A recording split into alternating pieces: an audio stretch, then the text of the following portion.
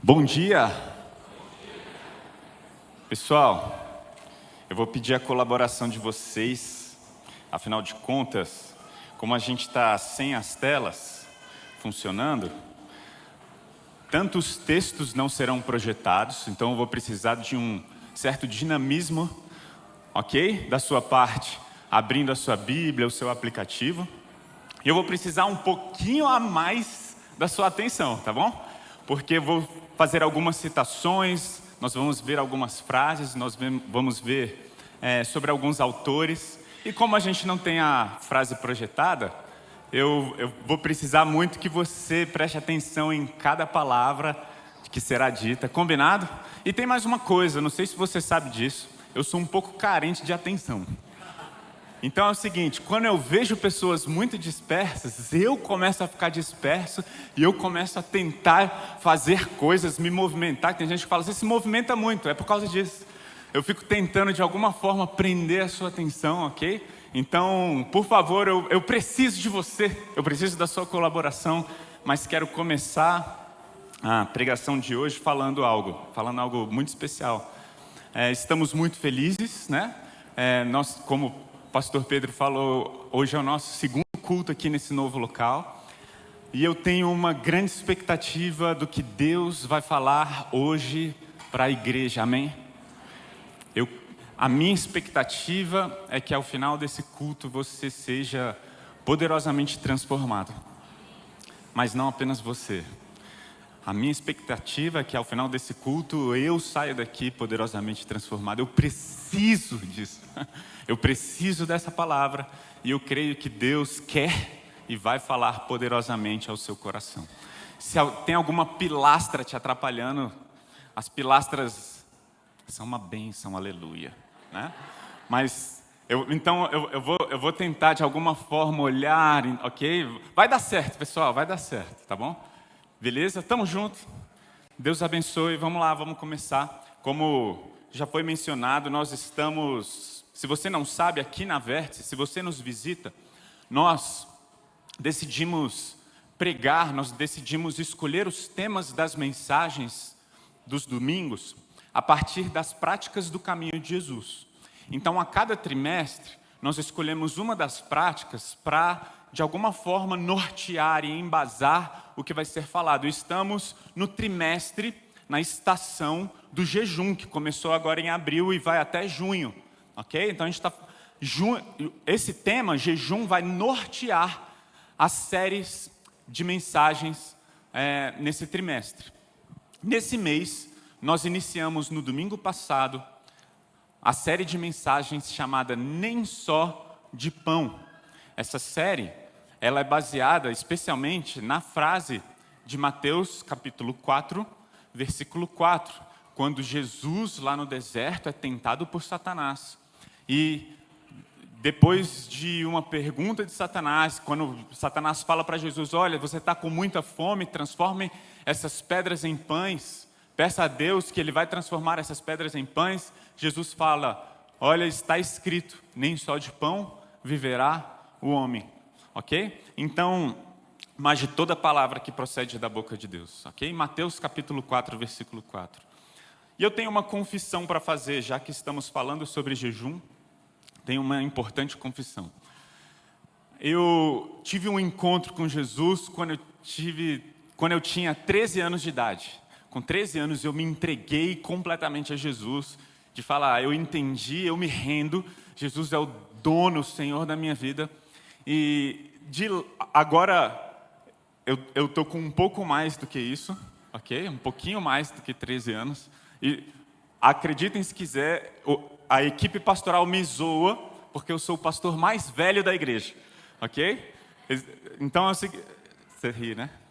Você vai chegar você vai fazer aniversário daqui a pouco, a gente vai ficar igualzinho, tá bom? Então eu tenho 38 anos, e nesse período, ok? Dos 13 aos 38 anos, eu tenho uma confissão a fazer, eu jejuei muito pouco na minha vida.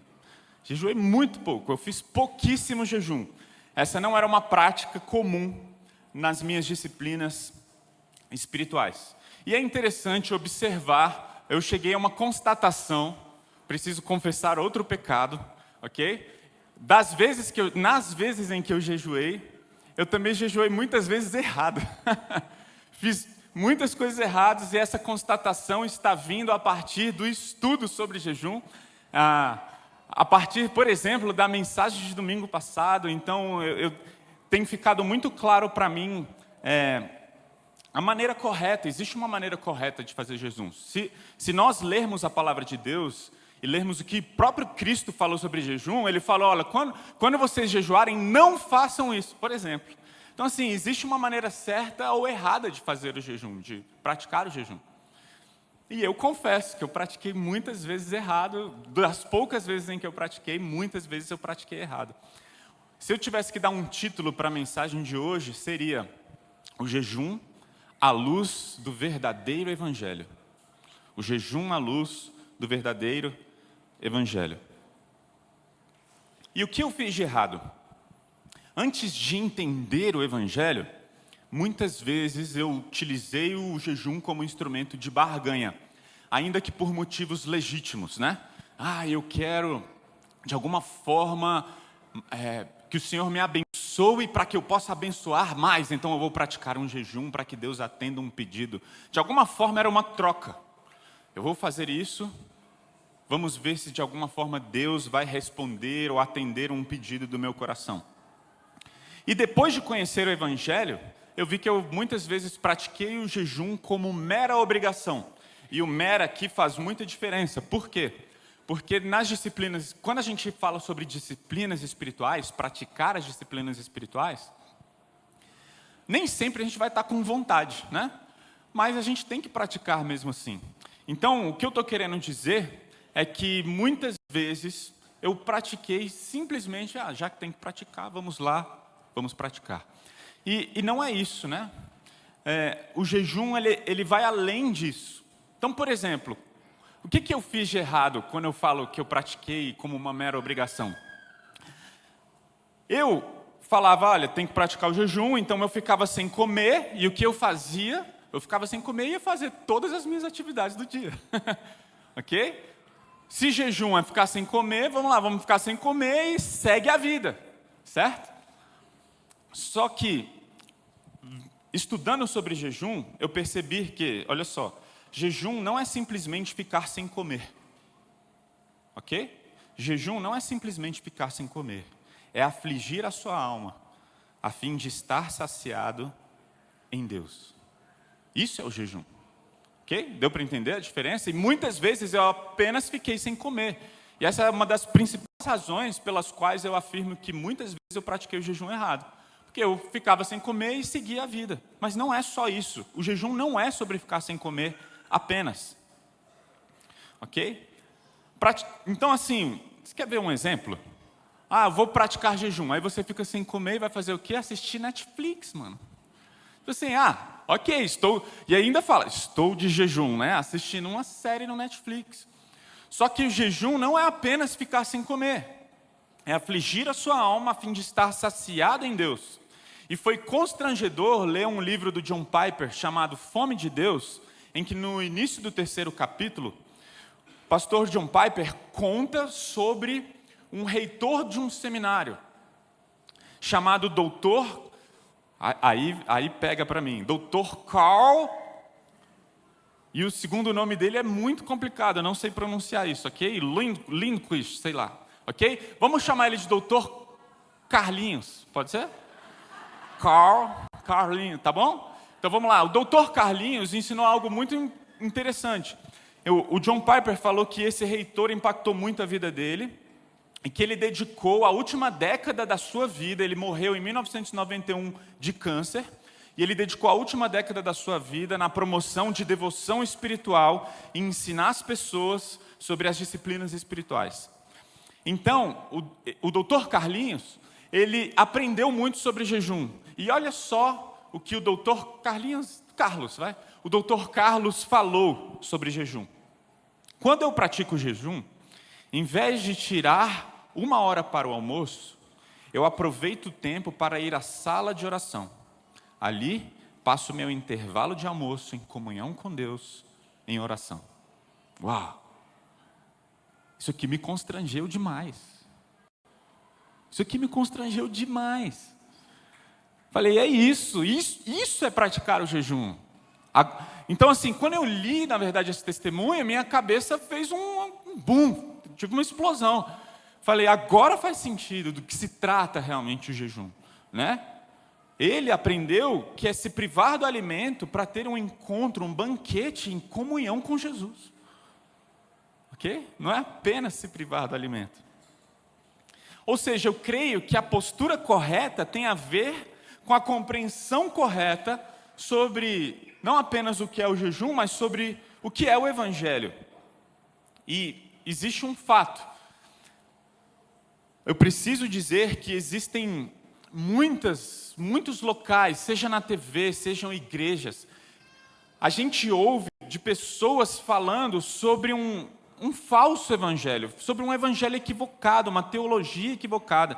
Existe um falso evangelho que ele é anunciado desde quando eu era pequeno, ok? E é interessante que isso não é novidade nos dias atuais, isso não é uma novidade na minha geração, na geração dos meus pais. Muitas vezes um falso evangelho, ele pode ser identificado na igreja primitiva. E um exemplo muito claro disso foi lá em Gálatas, no capítulo 1. Paulo, ele falou algo para a igreja que ele havia iniciado. Ele falou, olha, existem judaizantes, existem pessoas que estão pregando um falso evangelho. Lá em Gálatas, no capítulo 1, versículo 6, olha o que Paulo diz. Admiro-me de que vocês estejam abandonando tão rapidamente aquele que os chamou pela graça de Cristo, para seguirem outro evangelho. Ok? Outro evangelho.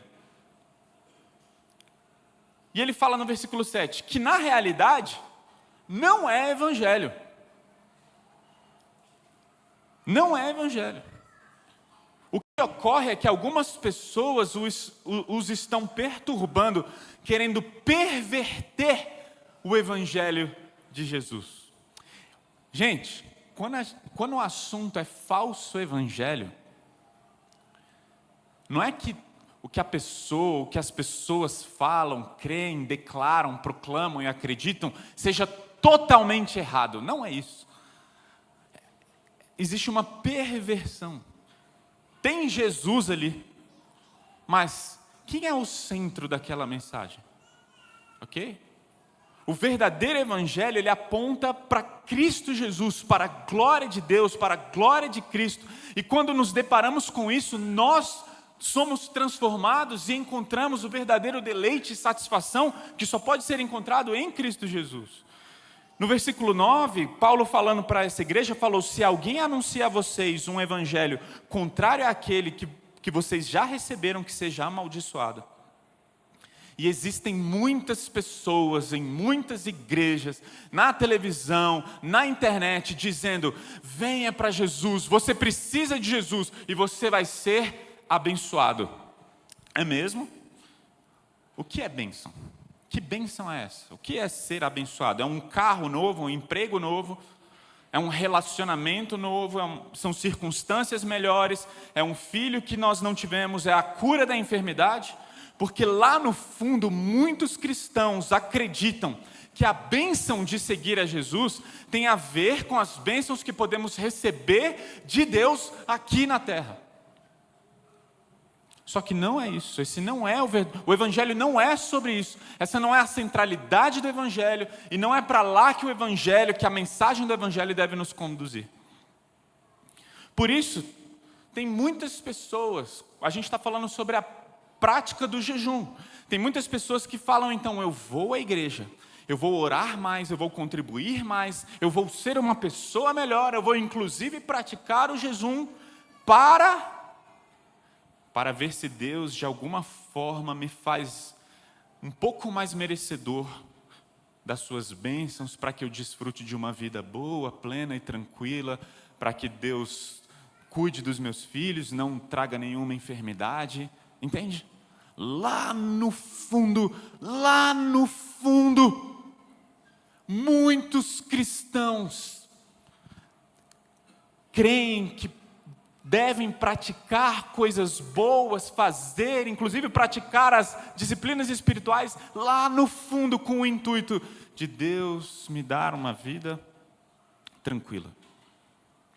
O John Piper, ele disse assim: o jejum cristão, presta atenção, o jejum cristão não é disciplina auto-operada que tenta merecer mais de Deus.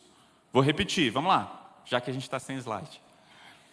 O jejum cristão não é disciplina auto-operada que tenta merecer mais de Deus. O jejum é uma fome por Deus, despertada pela degustação de Deus, dada gratuitamente no Evangelho. O que nos possibilita degustar de Deus é o jejum? Não. O que nos possibilita degustar de Deus é o Evangelho. E o que o jejum faz? O jejum, ele desperta a degustação. Ele nos dá fome física e deve nos conduzir a uma fome por Deus. E nós não merecemos a Deus por praticar o jejum. Nós merecemos a Deus por causa do sacrifício de Cristo. Não merecemos. Nós recebemos a Deus por causa do sacrifício de Cristo Jesus na cruz. Ok? E o que o jejum faz? Ele aumenta e desperta mais e mais essa fome no nosso interior. Você quer ver um exemplo? Eu vou dar um exemplo. Na semana passada, estávamos pintando, capinando, carregando coisas, fazendo a mudança para esse novo local. Semana passada, semana retrasada. Ok? E eu estava tendo uma conversa ali no estacionamento, cortando a grama ali. Eu conversando com um amigo, ele trouxe um exemplo maravilhoso. Eu queria dar esse exemplo aqui para vocês. Ok? Então eu queria que vocês imaginassem comigo. Imaginem comigo o seguinte. Imaginem comigo uma pessoa que ela está empregada, ela tem uma família, ok? Ela tem contas para pagar, ela tem uma família para sustentar, e essa pessoa tem um emprego, e ela gosta muito do seu emprego.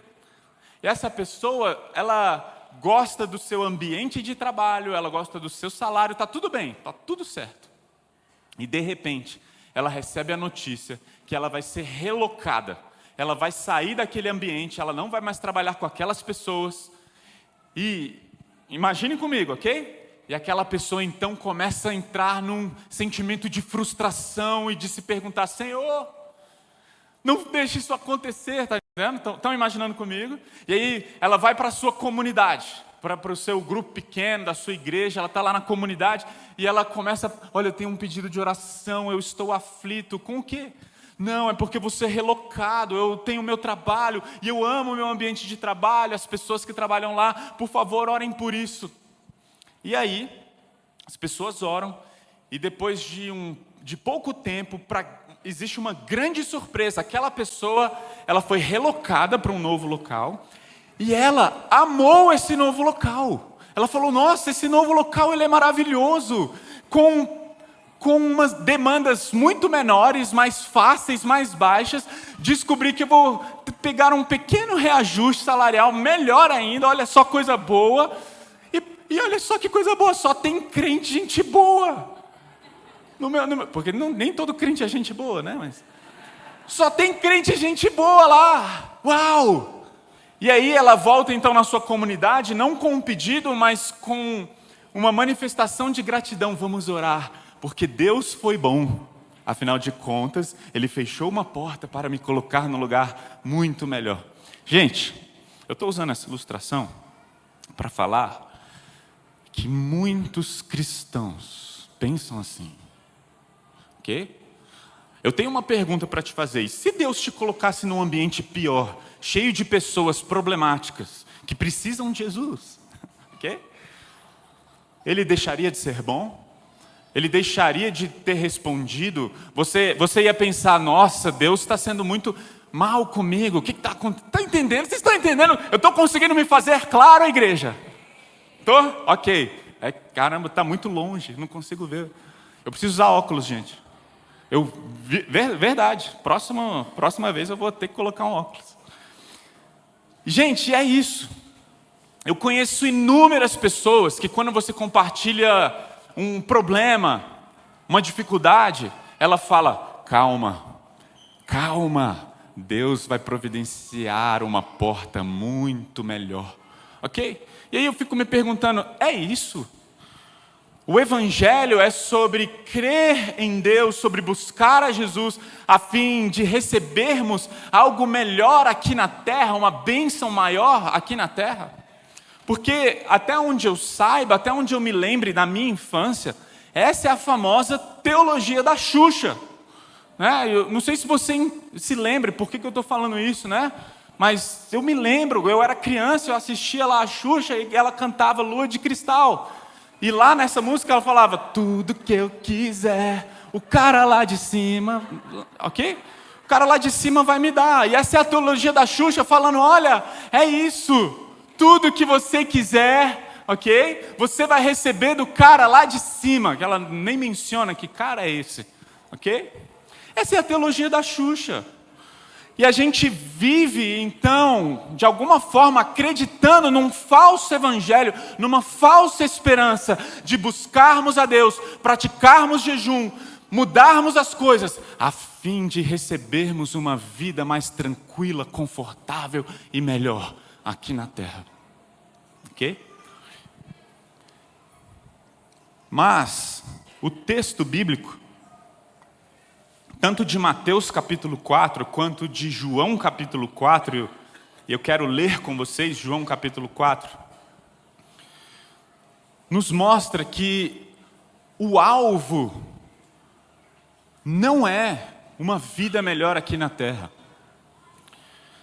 Eu quero ler com vocês, a gente vai ler lá no final mais ou menos de João capítulo 4, mas eu queria trazer o contexto.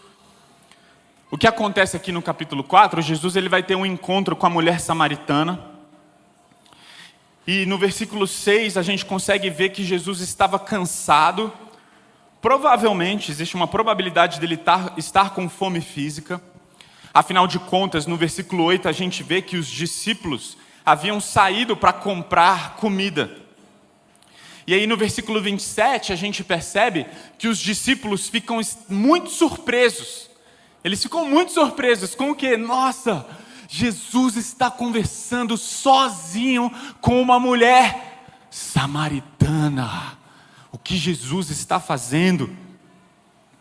E aí no versículo 31, eles chegam diante de Jesus e perguntam, eles tinham acabado de comprar comida, e no versículo 31 eles chegam diante de Jesus e perguntam, você quer comer alguma coisa? A gente acabou de comprar comida, você está com fome, quer comer? Eu queria ler com vocês o versículo 32. João 4,32 diz, ele porém respondeu, eu tenho um tipo de alimento que vocês não conhecem. No versículo 33,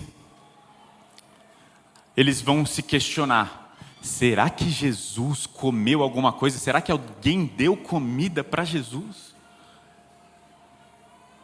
E aí no versículo 34, então Jesus explicou, meu alimento consiste em fazer a vontade daquele que me enviou e terminar a sua obra. Ok?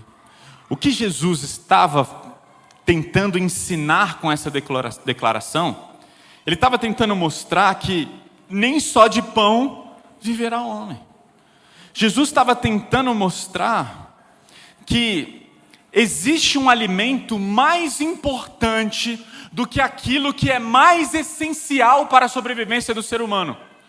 O que é mais essencial para a sobrevivência do ser humano? O que um nenenzinho, quando acaba de sair da barriga da sua mãe, faz? Ele chora, querendo o quê? Aquilo que é mais essencial, o alimento, o leite materno. Nada pode ser mais essencial para um ser humano do que a comida, o alimento. E Jesus ele está aqui dizendo, existe uma comida que vocês ainda não conhecem. Existe algo que é mais essencial do que o alimento para o corpo humano. Com essa declaração, Jesus estava falando, o alimento espiritual deveria ser mais valorizado que o alimento físico. Com essa declaração, Jesus estava falando que o próprio Deus era mais importante do que qualquer outra coisa deste mundo, inclusive do que as coisas mais elementares dessa vida e dessa terra. Então, essa declaração de Jesus em João capítulo 4, versículos 32 e 34, tem muito a nos ensinar.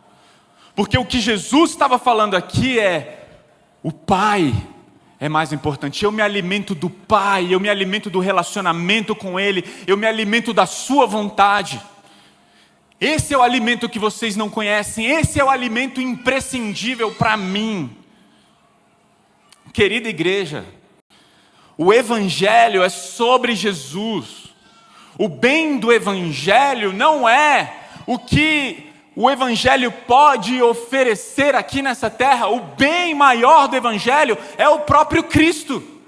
O bem maior do Evangelho é o nosso Senhor e Salvador Jesus Cristo. O maior bem da mensagem do Evangelho é Jesus. Não é o que Deus pode dar, é o próprio Jesus. Não são as bênçãos materiais, é o próprio Jesus, é o próprio Cristo. Não são as bênçãos de Deus, mas o próprio Cristo. Não é a vida eterna, é o próprio Jesus. Venha para Jesus e você vai ter uma vida eterna. Aí você pensa o quê? Eu vou ter uma vida bem melhor. Sabe por que o céu é tão bom? Porque Jesus vai estar lá. É por isso que o céu é céu. Não é um convite para você se livrar dos seus problemas terrenos que você passa agora. É sobre desfrutar de um relacionamento eterno. João 17, a vida eterna é conhecer a Deus por toda a eternidade. É sobre conhecer a Deus, é sobre estar na presença dEle. Gente, o que eu quero dizer é que a mensagem do Evangelho é sobre encontrarmos em Deus, em sua vontade, em sua presença, o maior tesouro da nossa vida. Isso, é sobre isso, o Evangelho é sobre isso.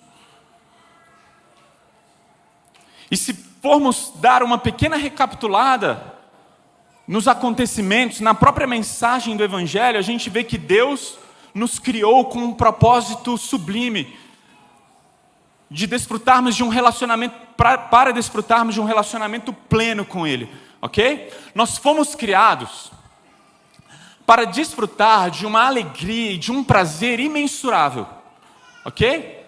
A gente vê lá em Gênesis 1 e 2 que tudo que Deus fez é bom, mas tem o capítulo 3 de Gênesis, e ali a gente vê que o pecado distorceu tudo. Nosso relacionamento com Deus foi quebrado. A nossa natureza agora, que foi criada para ter satisfação no Criador, agora busca satisfação nas coisas criadas pelo Criador e não mais no Criador. Ok? E aí, como consequência dessa distorção, nós nos afastamos de Deus. E Deus não nos ouve mais porque Ele é santo. E a única maneira de termos um relacionamento com Deus restaurado é por meio de Jesus, é por meio da fé em Jesus. Não existe outra maneira de termos um relacionamento restaurado. Não é pelo nosso esforço, é por Cristo Jesus. Quem é Jesus? Jesus é aquele que existe por toda a eternidade, que é um com o Pai. Ok? Nele, por meio dele e para ele tudo foi criado, ele sempre existiu. E Ele, sendo Deus, se encarnou em forma humana para viver de maneira perfeita a vida que nós não conseguimos viver, para morrer em nosso lugar, pagar por um sacrifício perfeito na cruz, ressuscitar ao terceiro dia, a fim de restaurar tudo o que foi manchado pelo pecado. A propósito, o que foi manchado pelo pecado? O nosso relacionamento com Deus. Ou seja, por causa da graça, por meio da fé, com base na obra de Jesus, nós podemos ter comunhão com Deus, relacionamento real e verdadeiro, desfrutar da presença de Deus. Hoje, nós experimentamos apenas como um reflexo, como em um espelho, mas um dia o conheceremos plenamente, o veremos face a face, e o que é em parte será deixado para trás. Ok?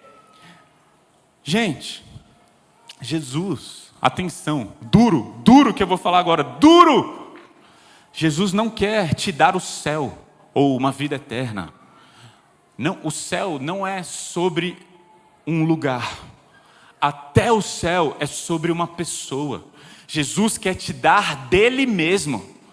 Ele que mata a fome, ele que mata a sede. Jesus não é apenas um meio para algo, Jesus é o fim.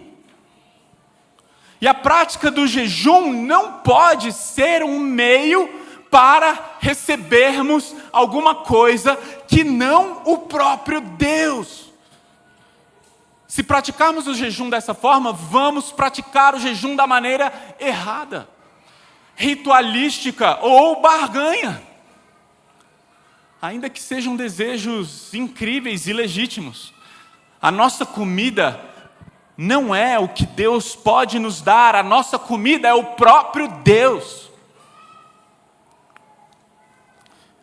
Blaise Pascal falou: há no homem um vazio em forma de Deus. Essa frase é muito conhecida, né? Há no homem um vazio em forma de Deus, que nada... eu vou falar a frase completa, porque normalmente o pessoal só sabe essa primeira parte, mas olha a frase inteira.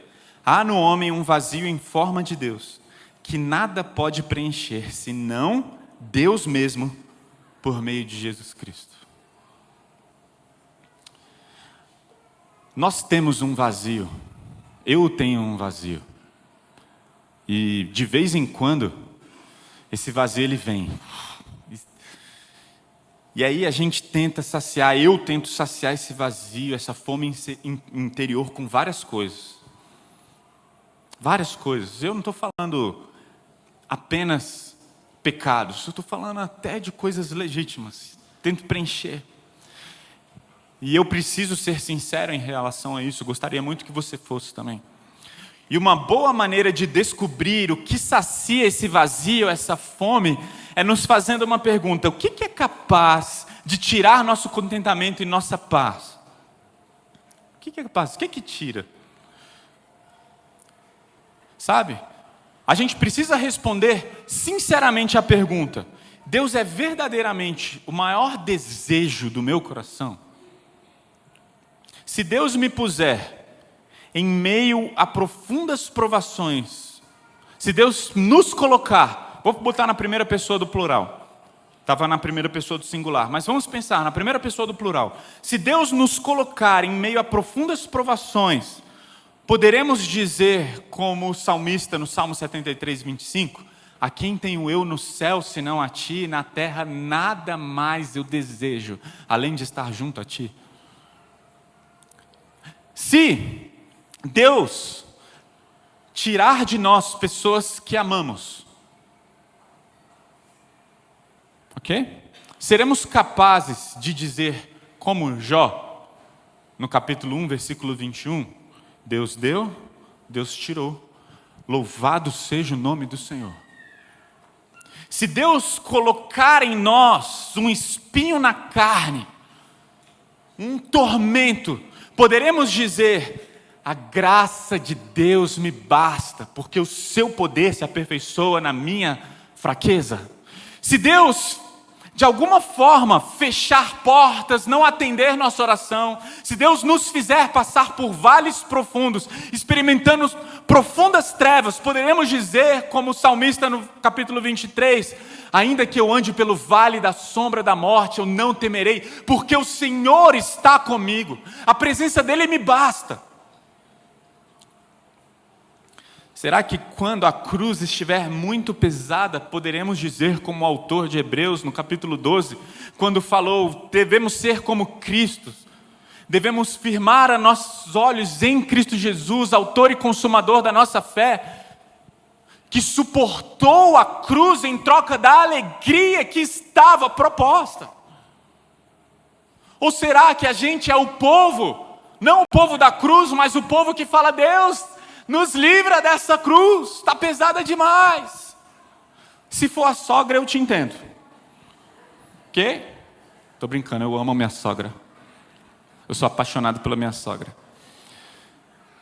Mas então assim, será que nós somos esse povo que está o tempo inteiro falando: Deus, tira essa cruz. Deus, me livra disso. Deus, muda as minhas circunstâncias. Deus, me tira desse vale. Ou nós somos o povo que está falando: olha, ainda que eu ande pelo vale da sombra da morte, eu tenho contentamento, alegria, porque eu tenho o Deus que pode suprir todas as coisas. Ele é o meu tesouro, Ele que mata a minha sede, Ele que mata a minha fome.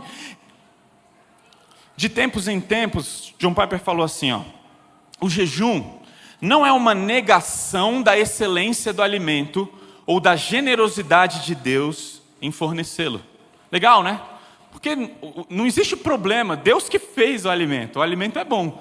Então, ele falou, não é uma negação da qualidade, da benignidade do alimento, ou da generosidade de Deus em fornecê-lo. Ao contrário, o que é o jejum?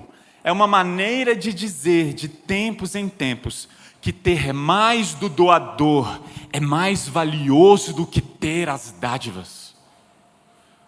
De tempos em tempos, nós praticamos o jejum para falar para nós mesmos, ter do doador é muito melhor e maior do que ter as dádivas do doador. Deus, eu não quero o que você pode me dar, eu quero você. Eu não quero que o Senhor pode me abençoar, eu quero o Senhor. Ok? Jejum é isso. O jejum nos permite relembrar. Por quê? Porque a gente precisa recalcular o tempo todo. Eu preciso recalcular o tempo todo. A minha tendência natural, ok? É olhar para o que eu recebi, para o que eu não recebi, porque as coisas que eu gostaria que acontecessem. A minha tendência natural, existe ainda um miserável, sabe? A nossa natureza pecaminosa que guerreia contra essa nova natureza que recebemos em Cristo Jesus. Ainda existe uma guerra, e esse velho homem, ele tenta o tempo inteiro aparecer, roubar a minha alegria, roubar de alguma forma a perspectiva correta de quem é Deus, de onde está a minha alegria. E por isso então eu preciso jejuar. Para quê? Para de tempos em tempos, jejuando, falando: Deus, o doador é muito mais importante do que as dádivas. E é espetacular observar que o versículo tema da nossa série, Mateus capítulo 4, versículo 4, quando Jesus respondeu: está escrito, nem só de pão viverá o homem, mas de toda palavra, mas da palavra que procede da boca de Deus. Ok? Jesus estava com fome, e Satanás tenta Jesus, falando: transforme essas pedras em pães. Ou seja, qual foi a tentação de Jesus? Qual era? O Satanás estava tentando, ou seja, Jesus estava sendo tentado em quê exatamente? Satanás estava tentando de alguma forma falar: olha, você precisa mais desse pão do que do seu Deus. Olha a sua fome, você está há 40 dias sem comer.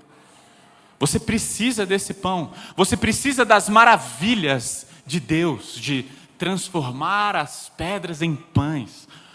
Você precisa disso. Jesus foi tentado com 40 dias, depois de 40 dias sem comer, Jesus foi tentado a acreditar: será que eu preciso mais desse pão?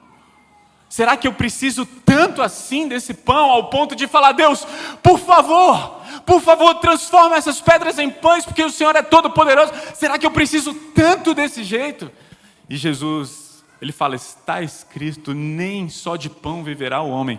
Imagina ele falar isso depois de 40 dias sem comer, se nutrindo da palavra de Deus durante aquele tempo. Por quê? Porque ele praticou o jejum da forma certa. Jesus, ele estava saciado de Deus. Em outras palavras, ele estava falando para Satanás: eu não preciso disso, porque eu tenho a Deus na minha vida. Quantos paralelos podemos fazer através disso? Tendemos a acreditar que existem necessidades nessa terra que são mais necessárias do que o próprio Deus. Tendemos a acreditar que existem necessidades nessa terra que são mais necessárias do que o próprio Deus. E as nossas orações, os nossos pedidos revelam isso. Os nossos pedidos de oração, na grande maioria das vezes, é sobre o que eu preciso, o que eu quero que Deus faça. Mas eu fico muito impressionado vendo tudo isso, porque essa é a lição mais profunda do jejum de Jesus no deserto. A resposta de Jesus a Satanás foi uma demonstração de que ele tinha mais fome de Deus e da vontade de Deus do que tinha das maravilhas de Deus. Gente, meu coração está muito distante disso. O meu coração, ele se distancia disso com uma facilidade inacreditável. A tentação de Jesus foi acreditar nisso, mas ele não se doou porque estava cheio de Deus. E é por isso, igreja, que é um absurdo utilizar a prática do jejum como barganha. Porque a proposta do jejum é o oposto de barganha, é o oposto. Vai na contramão, totalmente, de 0 a 100, 880, não tem nada a ver. Utilizar o jejum como barganha, eu vou fazer um jejum para ver se Deus atende um desejo do meu coração. É o oposto de fazer isso, de falar, Senhor, existem desejos no meu coração que te querem mais do que você. E a gente pratica o jejum para isso, igreja. A gente pratica o jejum de tempos em tempos para, de alguma forma, falar, Deus, me mostra os desejos desordenados dentro de mim. A gente pratica o jejum para falar, Deus, por favor, faça morrer dentro de mim esses desejos carnais, esse desejo por uma vida melhor. Faz morrer dentro de mim, Senhor. Por isso que é um absurdo. O jejum é exatamente nossa maneira de dizer, Senhor, ainda existem muitas coisas, muitos desejos que ardem dentro de mim, que tomam prioridade errada no meu coração, que parecem ser mais necessários, desejos que parecem ser mais necessários do que o Senhor. Existem muitos milagres que tomam o teu lugar. Então, vamos praticar o jejum, para quê? Para esmurrar o nosso corpo, até que Cristo seja tudo em nós. Não apenas pão, Senhor, não apenas pão, mas o Senhor. Não o que o Senhor pode me dar, Deus, mas o Senhor. Não importa se as circunstâncias vão mudar. Não importa se Deus vai me dar um emprego. Não importa se o meu relacionamento com as pessoas aqui na terra vão melhorar. Não importa se a cura vai chegar. Não importa se o meu marido ou minha esposa vai mudar. Se a minha esposa vai engravidar. Não importa. Por quê? Porque Jesus é tudo que eu tenho. Ele é o meu tesouro.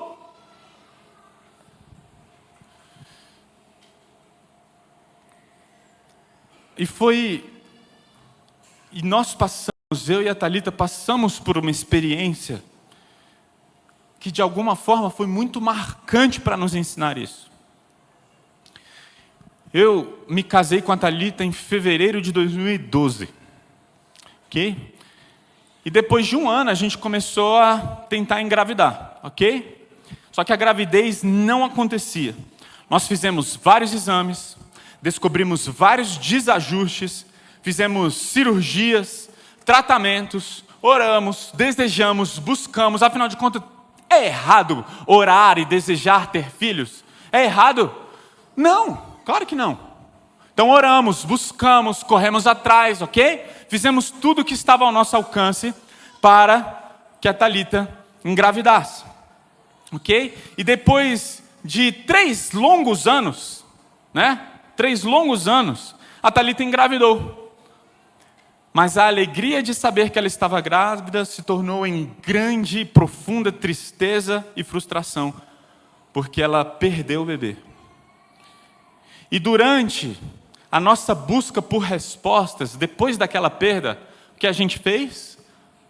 Começa, né? Por que, Senhor? Não sei se você já passou por algo assim. Por que, Deus? A gente começa a buscar respostas, uma tristeza real. E durante essa busca por respostas, Deus nos deu uma pergunta. E a pergunta que Deus nos deu foi: e se eu não te der filhos? E se eu não te der filhos? Vocês vão continuar me amando, crendo, confiando? Vão declarar e cantar sobre a bondade de Deus? Jesus vai continuar sendo seu tesouro? Ou Ele é verdadeiramente o seu tesouro? Será? Ou, se Deus não me der filhos, eu não sei se eu quero esse Deus. Se Deus tirar o meu filho, será que eu vou continuar amando esse Deus? E foi ali, no meio do luto e do meio da tristeza mais profunda, que eu e a Thalita respondemos a pergunta de Deus, talvez da forma mais sincera durante aqueles anos. Onde falamos: Senhor, ainda que o Senhor não nos dê um filho, nós ganhamos a Jesus, e isso nos basta. A Thalita ficou grávida novamente, e nasceu a Elisa. Elisa significa: Deus é a minha promessa. Olhar para minha filha é a lembrança de que, ainda que ela não esteja mais aqui, nós temos a Jesus, isso nos basta. Larry Crabb, no seu livro Chega de Regras, ele falou assim: nossos desejos ainda não estão amadurecidos. Nossas orações destinam-se à adoração de ídolos. Uau! Fomos aprisionados pelo desejo da vida melhor, que são definidos pelas experiências de prazer e dor. Igreja, mas Jesus veio para mostrar-nos um novo caminho que leva a uma esperança melhor e uma alegria que não tem fim. Uma alegria que não depende das circunstâncias terrenas. Uma alegria que não depende de orações respondidas. Uma alegria que é capaz de encontrar contentamento em toda e qualquer circunstância, tendo muito ou tendo pouco, passando por abundância ou por muitas privações, porque tudo posso, porque é Deus que nos fortalece.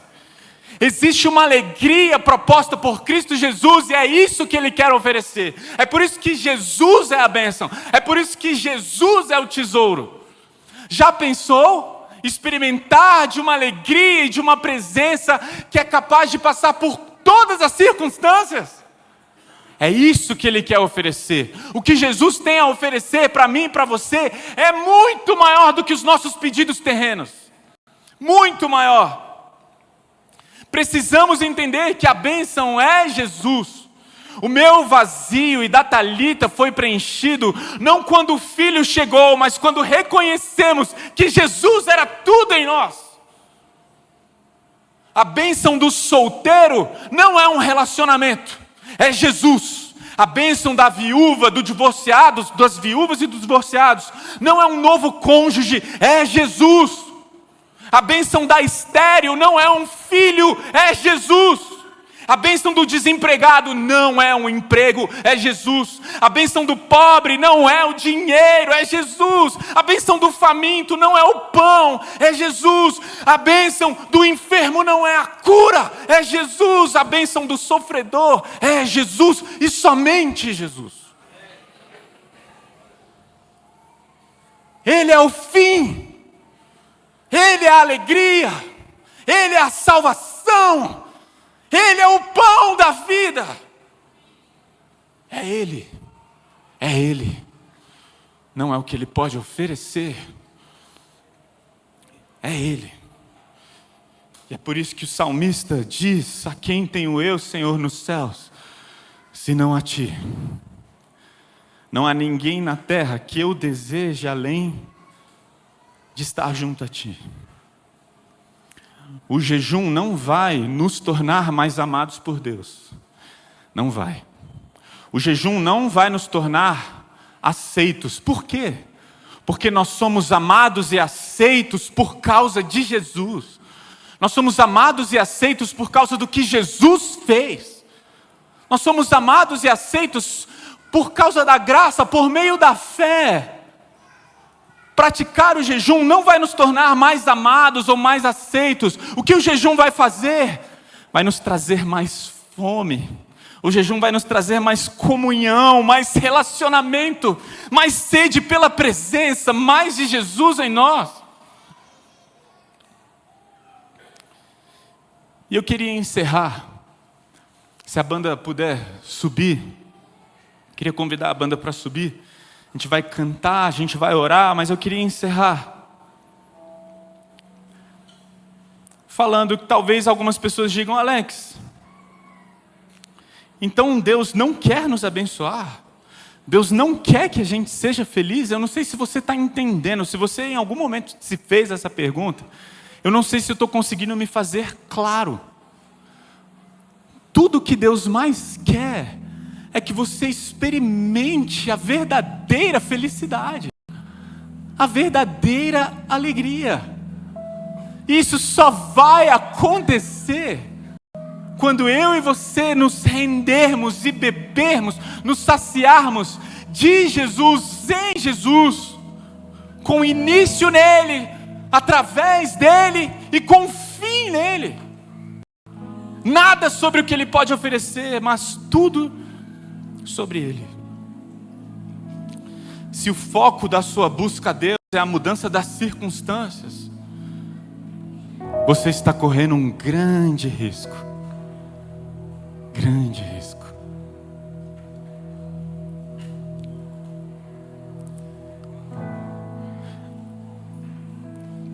E eu quero terminar a mensagem de hoje falando sobre como foi um pouquinho da minha semana da prática comunitária do jejum. Gente, eu pratiquei o jejum essa semana e eu fui muito confrontado, eu fui muito desafiado, porque eu percebi que quando eu estava com muita fome, eu não corria para Deus. Eu ficava com vontade de fazer várias coisas, menos me deleitar em Deus. Eu não sei como é que foi a experiência para você, eu espero que tenha sido uma bênção. Mas praticar o jejum revelou coisas que eu fiquei triste ao meu respeito. De verdade. A capacidade de, no momento de ansiedade, falar mal com a minha esposa, a capacidade que eu tenho de tratar mal as pessoas, a capacidade que eu tenho de olhar meus hobbies. Eu amo moto. Eu ia para o Instagram, meu Instagram só tem moto. Você vai abrir meu Instagram, só vai ver coisa de moto. Eu ficava, e eu, cara, não é isso, eu preciso ir para os braços do Senhor. Eu pratiquei o jejum, mas eu vi coisas que eu preciso mudar. E eu não sei você, mas eu quero continuar praticando isso junto com vocês. E eu quero orar, assim, de coração, falando: Senhor, que Jesus seja o maior desejo da minha vida. Que no momento de tribulação eu corra para Cristo e não para as coisas desse mundo. Que no momento de necessidade, quando existir uma necessidade de descanso, que o Senhor seja o meu descanso. Que o Senhor seja a minha busca. E a boa notícia é que isso é o que Deus quer. A boa notícia para nós, mas especialmente para mim hoje, é que Deus quer transformar o meu coração. Deus quer transformar o nosso coração. Deus quer mudar esses desejos desordenados. E Deus quer nos dar um coração que anseia por Jesus mais do que todas as coisas desse mundo. Mais do que todas as coisas que Ele pode nos dar. Eu queria cantar junto com a equipe aquela primeira música. A gente não combinou, estou combinando aqui.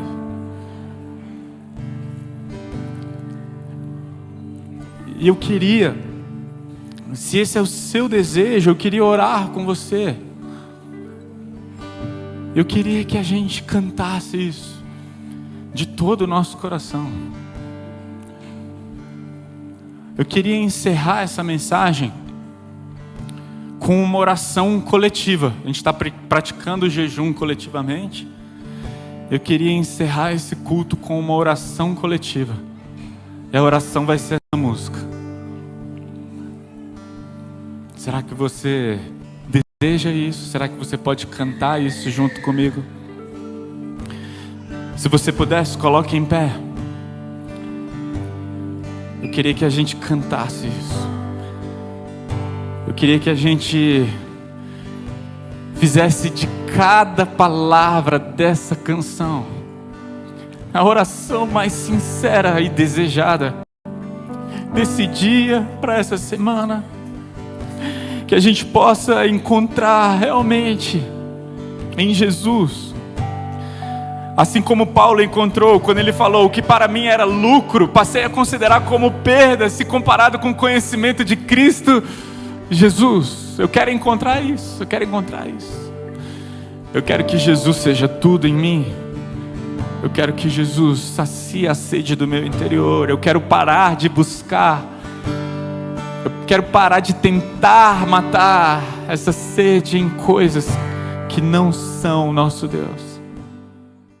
Olá, tudo bem com você? Seja bem-vindo ao nosso canal no YouTube, aqui da Igreja Batista Vértice. Eu sou o pastor Pedro Felizola e eu quero te fazer um convite muito especial. Se você tem acompanhado as nossas mensagens, os conteúdos produzidos pela nossa igreja, as palavras de domingo, e isso de alguma maneira tem abençoado a sua vida e a sua família, eu quero te convidar a considerar a possibilidade de orar e contribuir com a campanha Nossa Nova Casa. A nossa igreja está de mudança. Eu estou aqui no futuro novo espaço onde nós funcionaremos como igreja aqui no coração de Brasília, e nós cremos que a partir deste lugar nós poderemos servir muito melhor a nossa cidade, mas também você que nos acompanha à distância, seja lá onde você estiver, no Brasil ou no mundo. Então, primeiro, muito obrigado por nos acompanhar. Se você puder considerar a possibilidade de contribuir com essa campanha, com esse grande desafio que nós temos, não só da locação, mas da reforma desse espaço, eu quero te convidar para acessar o QR Code que vai aparecer aí na sua tela agora, ou diretamente o nosso site, igrejavertice.com/contribuir.